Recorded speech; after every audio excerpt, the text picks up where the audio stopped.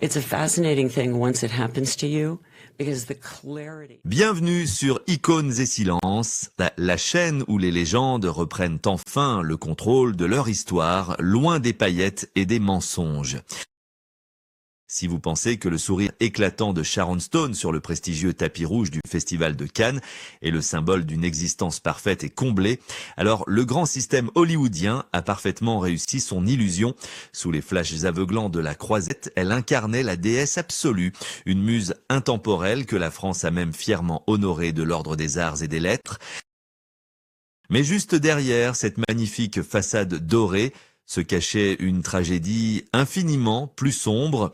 Comment une icône adulée par le monde entier a-t-elle pu être laissée si atrocement seule dans l'obscurité, qui a véritablement volé sa voix et profité de son aura avant de la jeter aux oubliettes? Aujourd'hui, à l'âge de 68 ans, Sharon Stone a pris la décision radicale de briser un silence assourdissant qui a duré des décennies. Elle ne cherche ni la pitié, ni les excuses. Elle exige simplement la vérité pure et nue. À travers ces mots, elle a enfin ouvert son carnet noir pour confronter publiquement les fantômes de son passé. Elle décrit avec une précision chirurgicale un système impitoyable, une gigantesque machine à broyer les âmes qui l'a façonné comme un vulgaire objet de consommation. Elle dévoile le traumatisme enfoui d'une enfance brisée, marquée par une trahison silencieuse au sein même de son foyer, et dénonce l'hypocrisie glaçante d'une industrie qui l'a élevée au rang de mythe pour mieux l'écraser ensuite. Elle se souvient avec une lucidité douloureuse de ces 9 jours interminables où son corps luttait désespérément pour sa survie, tandis que des gestionnaires sans scrupules vidaient secrètement les économies de toute une vie de labeur, 18 millions de dollars mystérieusement évaporés, le droit fondamental d'élever son propre enfant cruellement arraché, et des amis influents qui ont soudainement tourné le dos. Elle pointe du doigt des réalisateurs qui ont manipulé sa confiance, des producteurs qui ont exigé l'innommable pour garantir le succès retentissant d'un film. Mais comment cette femme est-elle arrivée au sommet de cette montagne empoisonnée? Restez avec moi, car la véritable histoire de son ascension fascinante cache des détails troublants que vous n'imaginiez même pas. Au début des années 90, le monde entier a vu naître une étoile d'une intensité rare et fascinante. C'est précisément en 1992, sous le ciel étoilé de la Côte d'Azur, lors de la présentation officielle au prestigieux Festival de Cannes, que la vie de Sharon Stone a basculé pour l'éternité. Avec la sortie fracassante du film Basic Instinct, elle n'était plus seulement une actrice en pleine ascension, elle est devenue du jour au lendemain un véritable phénomène culturel à l'échelle planétaire. En France, le public est immédiatement et passionnément tombé sous le charme de cette femme fatale à l'intelligence redoutable. Elle incarnait une féminité puissante, totalement assumée et subtilement dangereuse, une image de liberté absolue qui résonnait profondément avec l'élégance et l'audace si chères à la culture française. Les spectateurs parisiens et provinciaux voyaient en elle l'archétype de la femme moderne triomphante, une icône intouchable qui dominait chaque parcelle de l'écran avec une aisance vertigineuse et hypnotique. Mais réduire Sharon Stone à ce seul rôle emblématique serait ignorer la profondeur dramatique de son immense talent.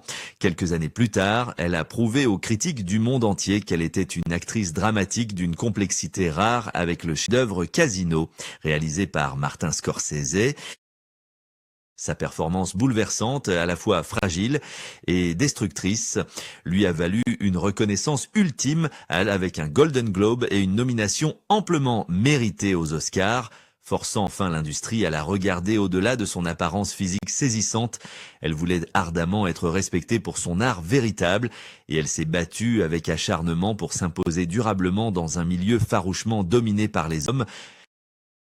La preuve la plus éclatante de sa détermination inébranlable s'est manifestée sur le tournage du western mort ou vif, face au refus catégorique des producteurs d'embaucher un jeune acteur encore méconnu du grand public.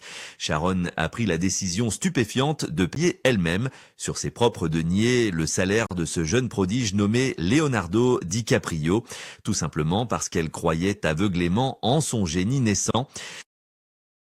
Ce geste audacieux montrait une femme de pouvoir, généreuse et visionnaire, prête à défier les règles établies de l'industrie.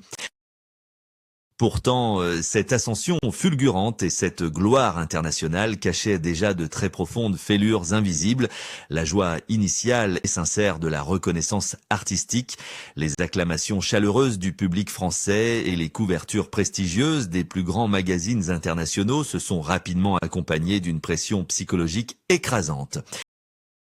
Hollywood avait méticuleusement construit une statue dorée majestueuse, mais exigeait en retour une obéissance absolue et un sacrifice permanent. Elle était devenue la poule aux œufs d'or des puissants studios, une image magnifiée que l'on s'arrachait à coups de millions, mais dont on négligeait totalement la sensibilité et l'humanité. Derrière les sourires de façade, une solitude tenace commençait à s'installer insidieusement dans sa vie quotidienne.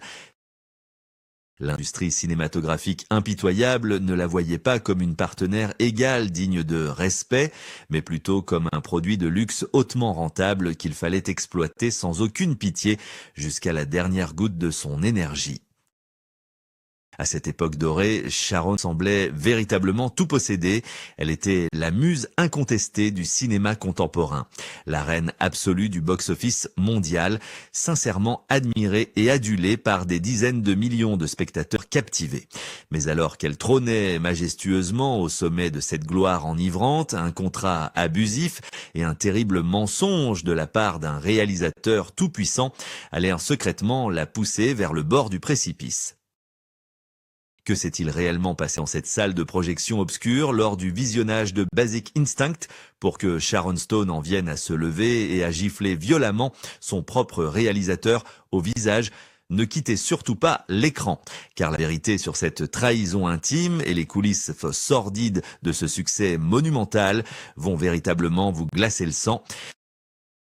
Tandis que le public français et international voyait en Sharon Stone une reine invincible, les coulisses de sa carrière ressemblaient davantage à une cage dorée aux barreaux acérés, le glamour éblouissant des avant-premières et des dîners de gala dissimulait mal une réalité d'une cruauté effarante, où la jeune femme devait quotidiennement affronter une industrie qui la considérait comme une simple marchandise malléable. L'incident de la salle de projection est l'exemple parfait de cette dépossession insoutenable. Lorsqu'elle a découvert pour la toute première fois la fameuse scène de l'interrogatoire de Basic Instinct, entourée d'une horde d'hommes de loi et d'agents, le choc fut d'une violence inouïe.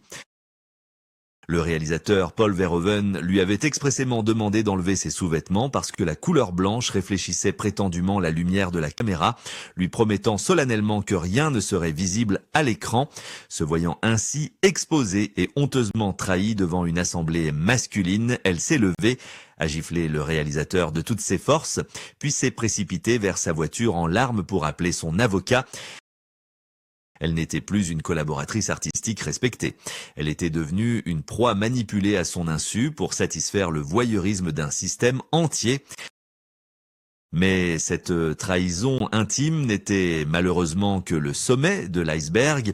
L'exploitation a continué à gangrener sa vie professionnelle, prenant des formes encore plus pernicieuses et dégradantes.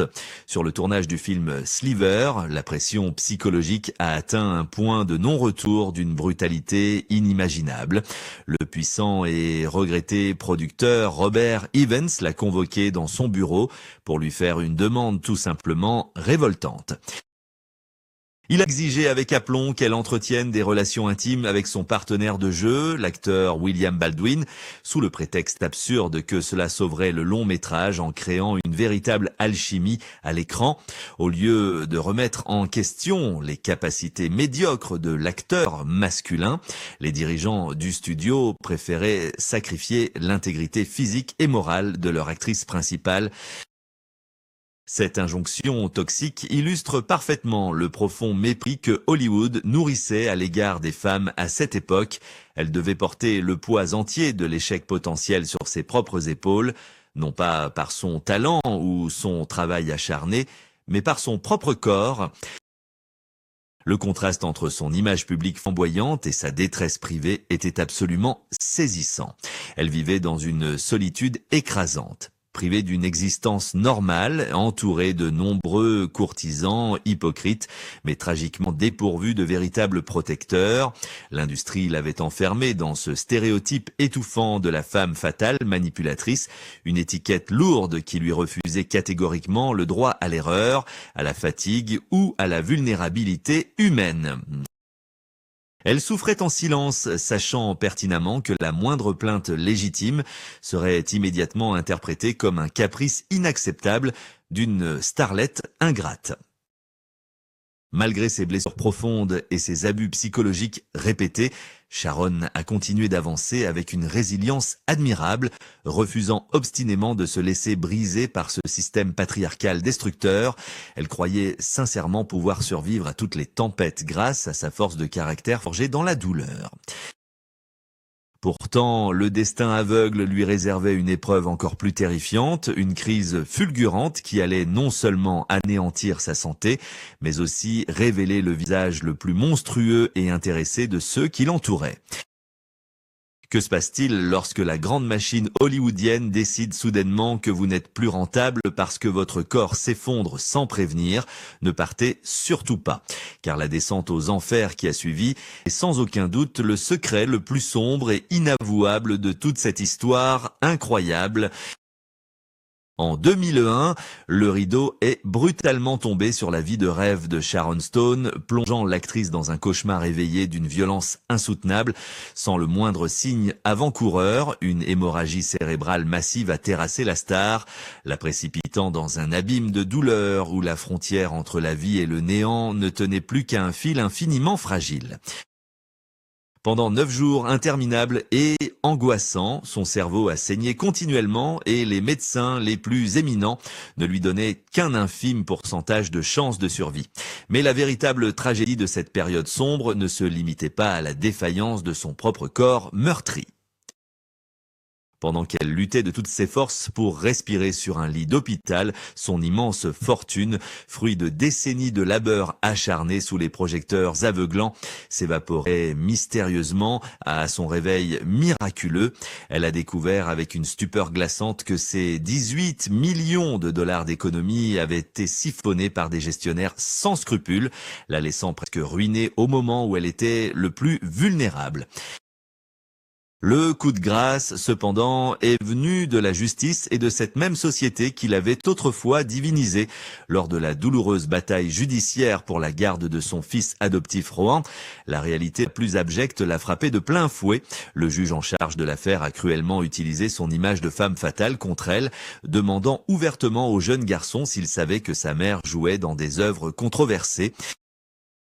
Le système hollywoodien qui l'avait couronnée reine pour son audace l'a condamnée désormais en tant que mère, la privant de son bien le plus précieux, dépouillée de son enfant bien-aimé, de sa richesse durement acquise et de sa santé chancelante. Elle s'est retrouvée totalement isolée. L'industrie du divertissement, autrefois si prompte à courtiser la star flamboyante, a soudainement effacé son numéro de ses répertoires mondains. Elle était devenue une femme abîmée, vieillissante aux yeux d'un système impitoyable qui ne vénère que la perfection de surface. Plongée dans un silence imposé, abandonnée par ceux qui se disaient ses amis intimes, Sharon a dû réapprendre à parler, à marcher et à exister dans l'ombre de sa propre légende brisée. Pourtant, au fond de cette obscurité oppressante, une petite flamme de rébellion commençait à vaciller lentement. Comment cette femme, trahie par tous et laissée pour compte, a-t-elle trouvé la force titanesque de se relever pour réclamer justice des années plus tard? Restez avec moi pour découvrir le moment bouleversant où elle a décidé de détruire ce silence étouffant pour reprendre enfin le contrôle absolu de son propre récit. Pendant des décennies, le silence a été le bouclier imposé par une industrie qui espérait secrètement la voir disparaître dans l'oubli, mais c'est précisément dans la maturité de ses 68 années que Sharon Stone a choisi de transformer ce silence étouffant en une arme d'une puissance redoutable.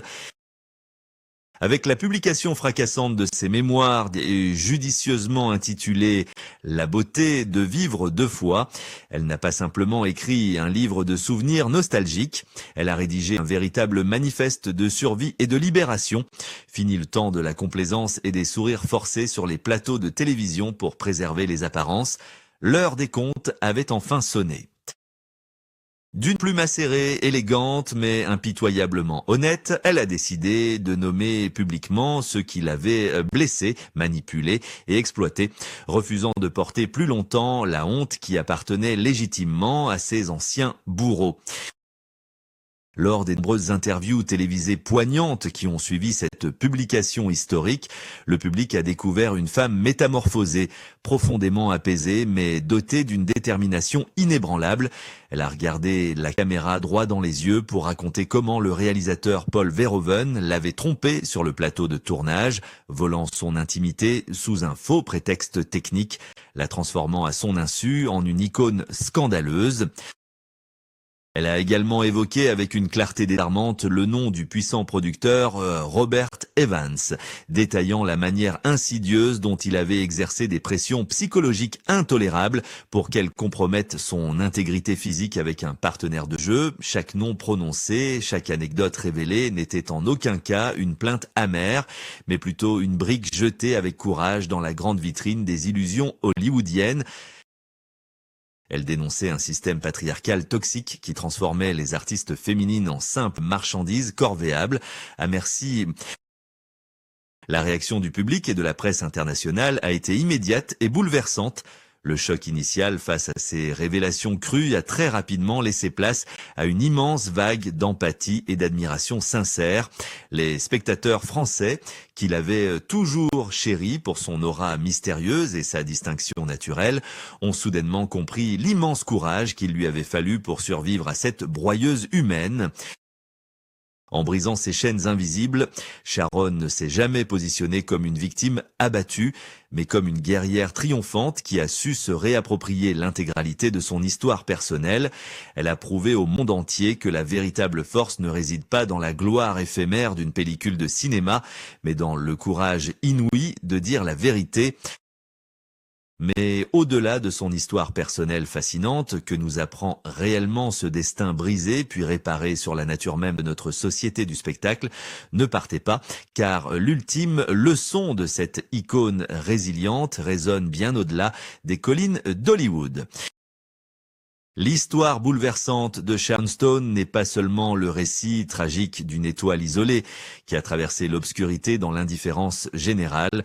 Elle incarne en réalité le destin de tant d'autres artistes, souvent très jeunes ou vulnérables, qui ont été impitoyablement broyés par l'immense machine du divertissement mondial.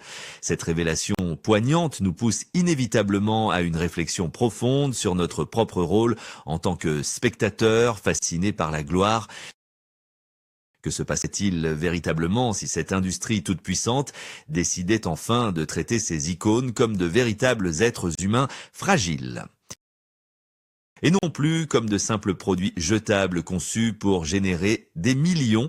Sommes-nous réellement prêts à écouter la détresse silencieuse de ces idoles avant que les lumières éblouissantes ne s'éteignent définitivement sur elles? Le courage exceptionnel de cette femme nous rappelle avec une force inouïe que derrière chaque symbole de perfection esthétique que la société idolâtre, il y a un cœur qui bat, qui souffre et qui mérite infiniment le respect.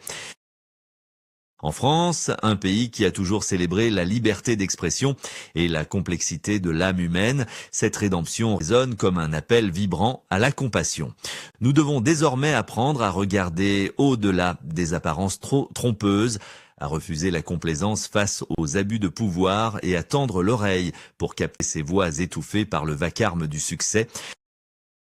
Sharon Stone a réussi l'exploit majestueux de transformer ses cicatrices profondes en une armure lumineuse, prouvant que la véritable immortalité ne s'acquiert pas sur une pellicule, mais dans la vérité de son propre récit, comme elle l'a si merveilleusement laissé entendre à travers sa renaissance spectaculaire. Elle ne cherche aucune forme de pitié ni de pardon. Elle veut simplement que son histoire soit enfin racontée avec sa propre voix. Aujourd'hui, nous avons écouté non seulement pour nous souvenir de la légende, mais surtout pour changer notre regard à tout jamais.